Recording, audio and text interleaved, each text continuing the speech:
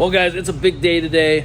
Not so much a big day for me, but a big day for our friend Scud. You might remember Scud. He's been MIA along with his brother John. I don't know where they've been. They've been gone, but they're here today with a vehicle that you may remember. Hey, what are you guys up to? What's up, man? Oh, nothing much, you know.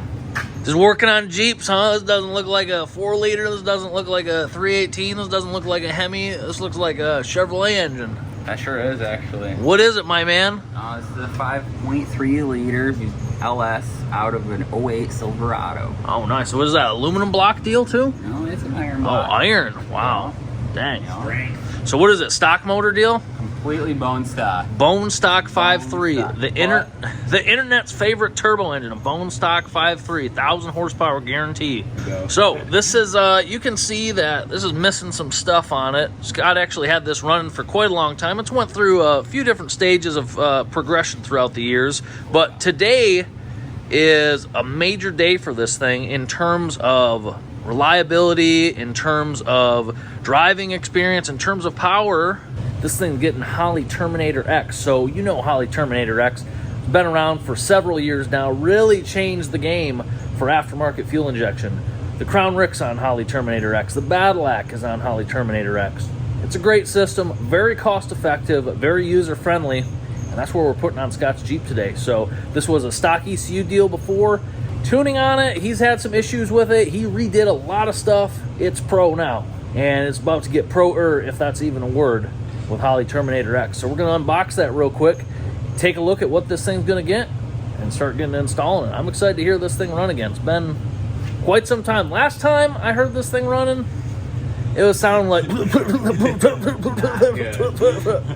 and it got smoked by my X3, which it's still probably going to get smoked by my X3, but that's a topic for another day. So let's go show these guys the magic box and get to work.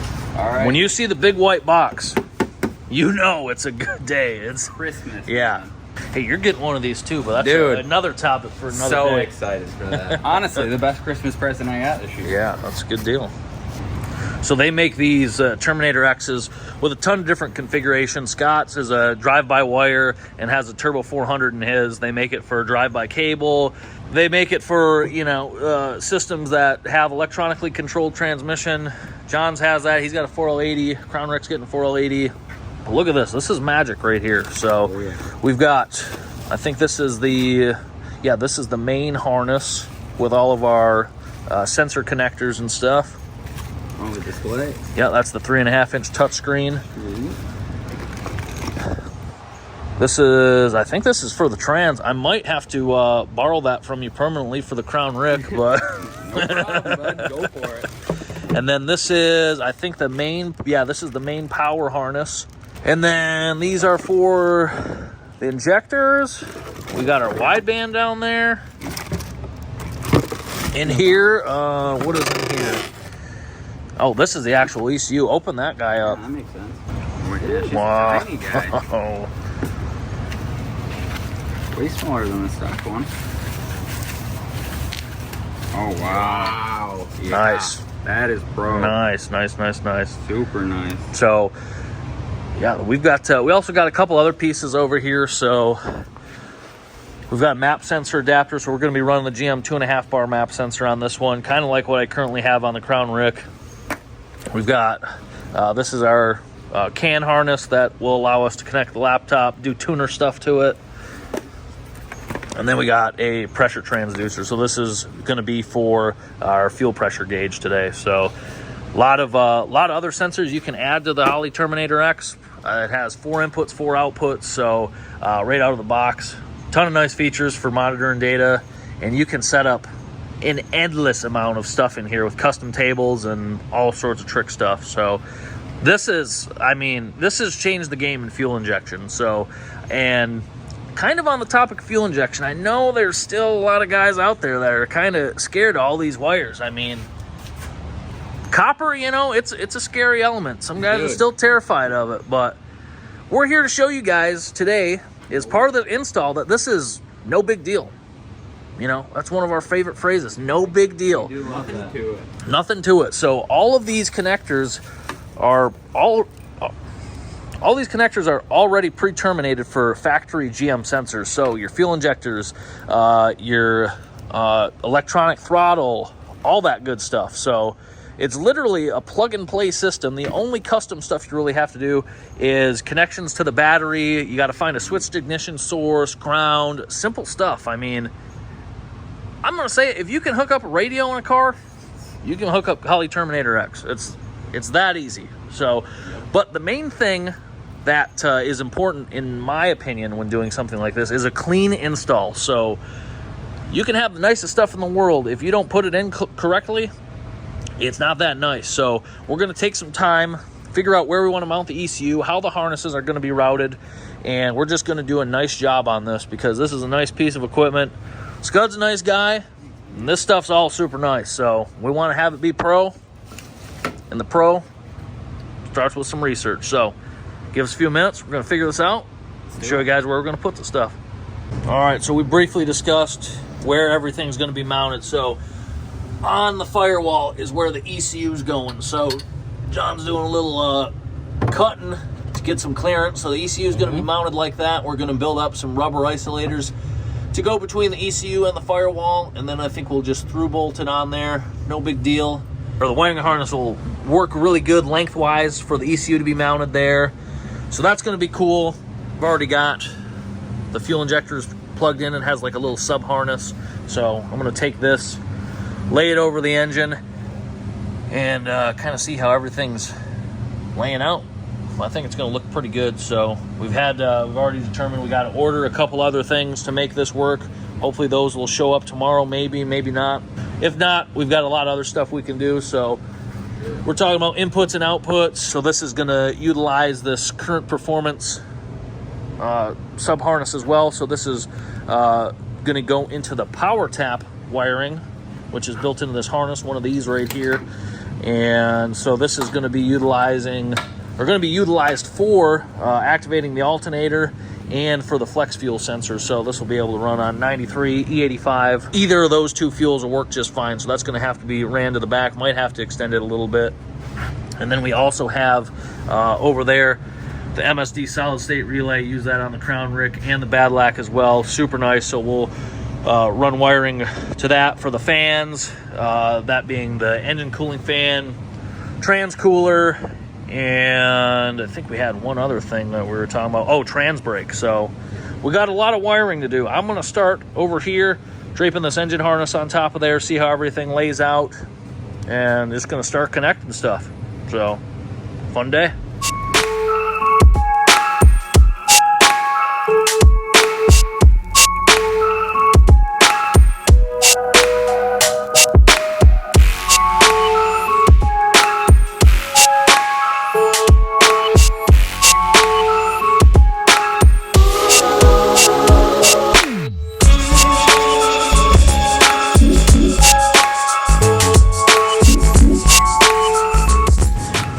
Little update. So we have pretty much everything hooked up on the engine side. I mean, this is the easiest part, is just plugging stuff into the engine. So you can see coolant temp sensor down there, injectors, coil harness right there. There's two grounds on the back of the cylinder head, one on each side for the coils. We've got our fuel pressure sensor plugged in, Scuds at the hardware, getting a fitting to go into the regulator.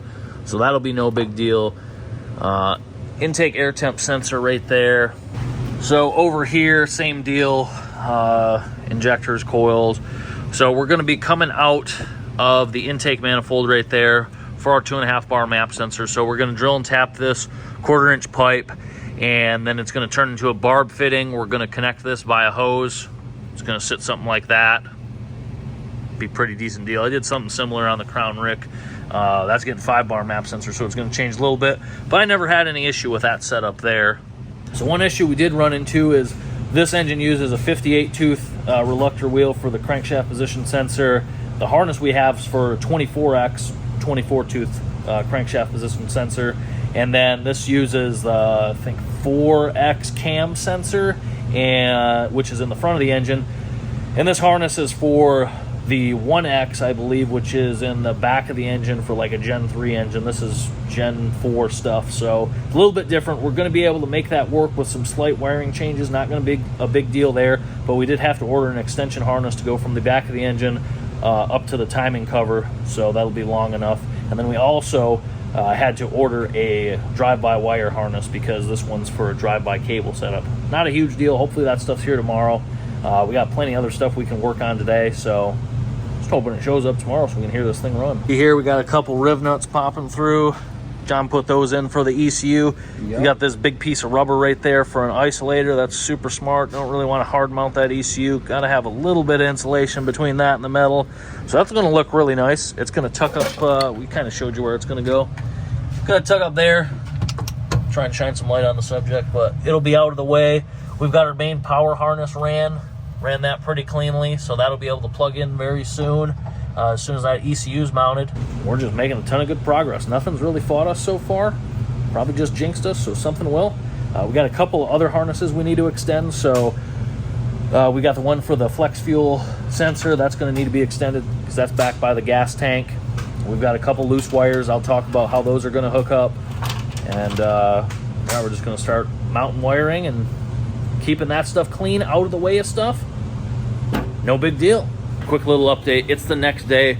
Waiting on the guys to show up. Figured I'd show you where we're at with getting the ECU installed. So actually, let's head up to the front here, take a look at the engine. We've got the fuel pressure gauge installed into the fuel pressure regulator. Plugs right in. Waiting on the guys to bring a tap so we can tap the intake manifold, put this barb fitting in here, and then we're going to connect this barb to a piece of hose, and then piece of hose to the map sensor. Going to sit something like that. On this side, we're going to need to swap some wires on the crank sensor down here, or where'd it go? Anyways, as I was saying earlier, this is a 58 tooth reluctor wheel on the crankshaft. This harness is for 24X, so we're going to have to make some changes to the wiring here. We'll show you that, and also the cam sensor. We've got a cam sensor extension that's hopefully showing up today, so this will run to the front of the engine up to the timing cover. Here's the bare wires that I was talking about earlier. So outside of this being plug and play on the engine side for 98% of everything, there's only a couple bare wires that you guys need to hook up. So this red with white, this is going to a switched ignition source, so like your key. The blue one is for external tachometer. You don't necessarily need to use this one.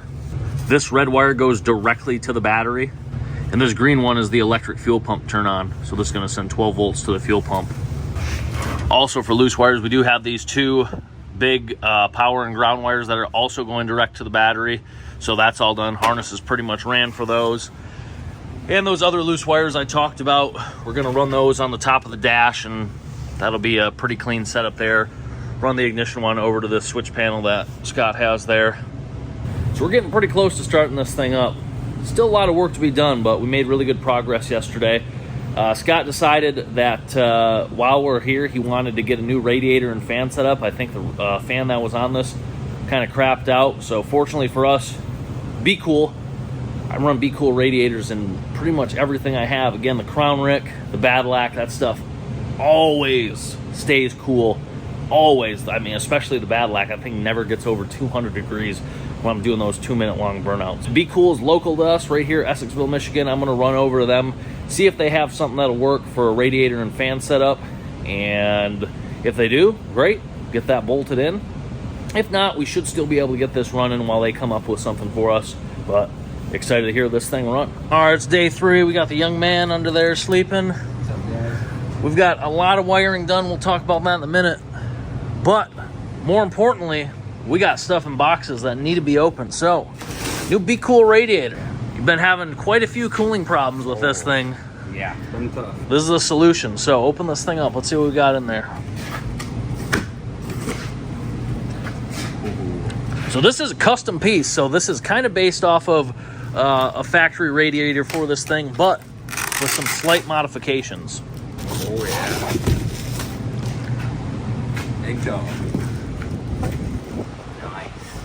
Get the fan. Yeah, that's a serious piece. So the normal, what is this, YJ? I don't know anything about Jeeps. Normal YJ radiator, I think, would have the one outlet over here. I think the cap was over there. Is that true? Yeah, I think so, yep. So they kind of built this to accommodate what we got going on here. They've got the LS size inlet and outlet right here. They've got the steam port right there. We just need to put a barb on there. It's notched right here to clear the gearbox. That's nice. This is a beautiful piece right here. And they knocked this out super quick. I'm not going to say how long it took because maybe that was a special deal. But if you guys got custom radiator needs, Be Cool is the place to go. In addition to that, we got one of their radiator caps and an overflow. So we'll get that stuff hooked up. These brackets are not drilled, so we're going to need to drill these because the mounting in there is kind of custom. What do you think about that, young man? That's nice. That is a nice piece. Super nice. So we just got to set that in there, kind of mock up where we're going to drill holes to mount this thing. And then we put some turbos on, hook some hoses up, start her up. Hell yeah. The inside, pretty much all of our wiring's done. It looks like there's 2 more wires we have to hook up. Both of these are going to be inputs to the ECU, one for the trans brake and then one for the bump feature for the trans brake. But underneath here we got some cleanup to do, but we didn't finalize all the wiring just because we want to test and make sure everything's going to be good before we have everything tucked away permanently. But all the wires do tuck up pretty nice. Obviously we're going to address all this loose stuff and clean that up in there. I was able to use this one single loom that the main power and ground was in for the ECU. I also put in the flex fuel sensor wiring and an additional power wire that the ECU needs, so tucked all that in there. That turned out pretty clean, pretty happy with that. Ran that back to the battery. All that stuff turned out nice. The plumbing's nice, pretty good overall. So we just got to get this radiator situation figured out, make some mounts for that. Looks like we're gonna have to do some trimming a little bit over here on the headlight buckets. No big deal. A little bit on the hood. It's all right though. It's to be expected with a project that's this custom. So yeah, that's for sure. We'll get to it and update you guys in a little bit. Well, things are moving along here. We got one turbo on. We got our radiator in. That looks super good. Mm-hmm. We're probably gonna have to redo some of this piping at some point. Not a project for today though. We just need to get this thing running, and we're pretty close. So that side's pretty much all tightened up. We're working on getting this charge pipe on, put this turbo on. I think that's about it. What else is there? Not much more, just one more turbo, and we should be pretty close to being able to do the setup on the Oh yeah, nice. Yeah, that's looking pretty good. That radiator, that's a nice piece. Yeah, that's a super nice piece. Fits really good. Mm-hmm. Beautiful. Okay, well, everything's pretty much hooked up, as good as it's going to be for right now. So being that this new radiator is in, eventually we're going to have to make some adjustments to the turbo hot side because this upper radiator hose is rubbing on the turbo. There's a couple other things we're going to have to modify as well, but it's going to be good enough to start right now. So we're going to hop in here. Everything should be wired up enough. We don't have the trans brake stuff wired up just yet. We're going to get the laptop out for that and set those up. But we're going to hop in here where it's pitch black and get our switch panel going down here. Oh yeah, nice light. Ignition. That's on? Yeah. You want the battery switch on? Oh, if we could turn the battery switch on, I think that'd help. We got something. Okay, so we're gonna attempt to do the startup through the dash here. Okay, so MPFI, GMLS. See if those will zoom in and focus. Cubic inches, liters. We'll do liters. 5.3. Target idle. I might need the stylus, young man. You need the stylus, I might need the stylus. Back. Target idle speed, what? 850? 800? Sure. 58. So we're gonna need to set the base fuel pressure to this. 43. I don't know what it'd be at now. I don't know if you remember what the regulator was preset at when you got it. Maybe look that up. Injectors, all there. Now, hopefully Bosch 210s are in here. 210 Bosch. Nice. Power adder, turbo. Map sensor, 2.5 bar. See, we got all this stuff right here.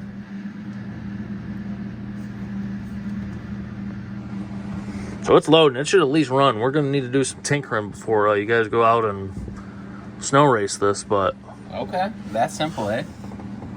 Well, now we need to do a TPS auto set.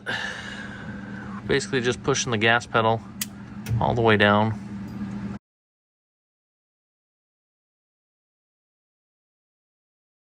Well, unfortunately, tragedy has struck, and pretty much a worst nightmare of anyone that has any sort of